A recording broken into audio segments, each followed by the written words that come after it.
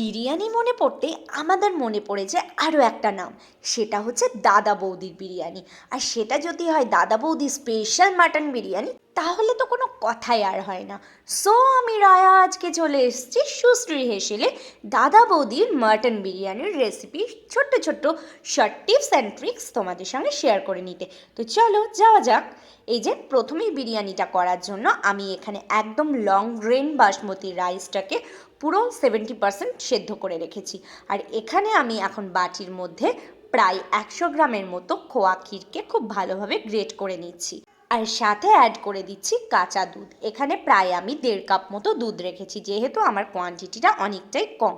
আর এর মধ্যে এবার একে একে এসেন্সগুলো আমি অ্যাড করব। প্রথমেই যেটা আমরা দিয়ে দিচ্ছি এটা হচ্ছে কেওড়া জল, তারপরে দিচ্ছি গোলাপ জল, তারপরে আমি যেটা অ্যাড করছি সেটা হচ্ছে 2 ড্রপ মতো মিঠা আতর। আর অবশ্যই আমাদের মাথায় রাখতে হবে এসেন্সগুলো যদি বেশি হয়ে যায় তাহলে কিন্তু বিরিয়ানিটা খেতে একদমই ভালো হবে না। আর এইদিকে আমি কিন্তু কেশর জলটাকেও রেডি করে নিয়েছি, কেশরটাকে ছেঁকে নিয়েছি।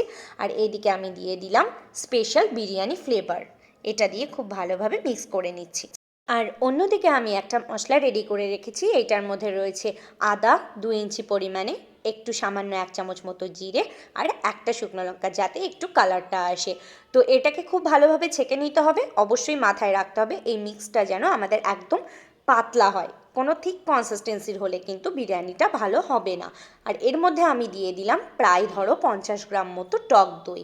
আমুলের টক দই আমি এখানে ব্যবহার করছি, তো তোমরা চাইলে ঘরে পাতা টক দইও অ্যাড করতে পারো। এবার খুব ভালোভাবে একটা বিটারের সাহায্যে আমি বিট করে নিচ্ছি। এরপরে আমি খুব হাই হিটে তেল গরম করে এর মধ্যে শাহজিরে শাহমরিচ ফোড়ন দিয়েছি। আর বেরেস্তার জন্য আগে থেকে আমি খুব ভালোভাবে জুলিয়ান করে পেঁয়াজগুলোকে কেটে রেখেছিলাম। এরপরে এটাকে একদম হাই টু মিডিয়াম হিটে দিয়ে খুব ভালোভাবে একটা বেরেস্তা করে নেব। আর এই বেরেস্তাটাই কিন্তু আমাদের যে আলুর যে অ্যাকচুয়াল কালারটা সেটা আনতে সাহায্য করবে। এই বেরেস্তাটা যত ভালোভাবে ফ্রাই হবে, অবশ্যই মাথায় রাখতে হবে এটা যেন পুড়ে না যায়। এটা একদম গোল্ডেন ব্রাউন করে আমাদের ফ্রাই করে নিতে হবে। দেখতেই পাচ্ছ কতটা গোল্ডেন ব্রাউন একটা কালার চলে এসছে। এরপরে আমি বেরেস্তার মধ্যে অ্যাড করে দিচ্ছি জল, আর এই জলে কিন্তু আলুটা খুব ভালোভাবে বয়েলড হবে। আর আমি সাথে দিয়ে দিলাম 2 চামচ মতো কাশ্মীরি শুকনো লঙ্কার গুঁড়ো, যেটা আমাদের আলুর যে একটা ব্রাউনিশ কালার সেটা আনতে সাহায্য করবে। এরপরে আমরা আলুগুলোকে দিয়ে দিচ্ছি, আগে থেকে খুব ভালো করে ক্লিন করে রাখা আলুগুলোকে এর মধ্যে আমি দিয়ে দিচ্ছি। আর অবশ্যই আলুর গাগুলো চিড়ে দেবে। আর এর মধ্যে আমি কিন্তু স্বাদ অনুসার লবণও অ্যাড করে দিলাম। এরপরে যতক্ষণ না পর্যন্ত আলুটা বয়েল হচ্ছে, তার মধ্যে আমরা এইদিকে মাটনটাকেও ম্যারিনেট করে নেব। এখানে আমার এক একটা মাটনের পিসের ওয়েট রয়েছে প্রায় ধরো 100 থেকে 120 গ্রাম। এরপরে আমি এটার মধ্যে অ্যাড করে দিচ্ছি আগে থেকে তৈরি করে রাখা মশলাটা, যেটা আমি দই আর মশলার পেস্টটা দিয়ে একসঙ্গে বানিয়ে রেখেছিলাম। এইটা দিয়ে আমরা বেশ আধ থেকে 1 ঘন্টা মতো এটা ম্যারিনেট করে রাখবো। আর এদিকে দেখতেই পাচ্ছ আমাদের আলুটাও কিন্তু খুব ভালোভাবে কুক হয়ে গেছে। যেহেতু আমি প্রথমে কোনো রসুনের ব্যবহার করিনি, তো সেই জন্য আমি এখানে একটা রেডিমেড আদা রসুন পেস্ট কিন্তু ব্যবহার করলাম। আর সবসময় মাথায় রাখবে যেন মশলার পরিমাণটা খুব একটা বেশি না হয়, তাহলে কিন্তু আমাদের বিরিয়ানিটা একদমই ভালো হবে না। তো দেখতেই পাচ্ছ আলুটা একদম যেরকম কালার আমরা দেখে আসি সেই রকমই হয়ে গেছে। এরপর আমরা আলুটাকে তুলে নেব। আর এই যে তেল আর মশলার মধ্যে কিন্তু আমরা আগে থেকে ম্যারিনেট করে রাখা মাটনটাকে দিয়ে দেব। আর অবশ্যই আলুটা সেদ্ধ হওয়ার সময় মাথায় রাখতে হবে একদম হাই টু মিডিয়াম হিটে আলুটা কুক হবে। এরপরে আমরা মাটনটাকে একই মশলার মধ্যে অ্যাড করে দিচ্ছি। আর মাটনটা কিন্তু কখনোই খুব একটা বেশি কষানো যাবে না। মাটন বিরিয়ানিতে মাটন যদি তোমরা বেশি কষাও তাহলে কিন্তু মাটনের যে নিজস্ব একটা ফ্লেভার সেটা কিন্তু একদমই মিসিং হয়ে যাবে। তার জন্য আমি এখানে জল দিয়ে ঢাকা চাপা দিয়ে দিয়েছিলাম মশলাটার মধ্যে। আর দেখতেই পাচ্ছ মাটনটাও কিন্তু খুব সুন্দরভাবে কুক হয়ে গেছে। এরপরে আমি এর মধ্যে আলুটাকে অ্যাড করে দিলাম। এরপরে যে মেন কাজটা সেটা এবার আমি করব। আর এই সময় একদমই কিন্তু গ্যাসের হিটটাকে স্লো হিটে রাখতে হবে। হাই হিটে বা মিডিয়াম হিটে রাখলে কিন্তু এই মশলাটা বা মাটনটা পুড়ে যাওয়ার চান্স আছে। এরপরে আমরা ওপর থেকে আমাদের যেটা 70% সেদ্ধ করা যে চালটা সেটা দিলাম, দুধ, কেওড়া জল, কেশর যে মিশ্রণটা আমরা করে রেখেছিলাম সেটা ওপর থেকে দিয়ে দিচ্ছি। এরপরে কিন্তু আমরা আর কোনো আলাদাভাবে লেয়ারিং বা কোনো রকমের এসেন্স অ্যাড করব না।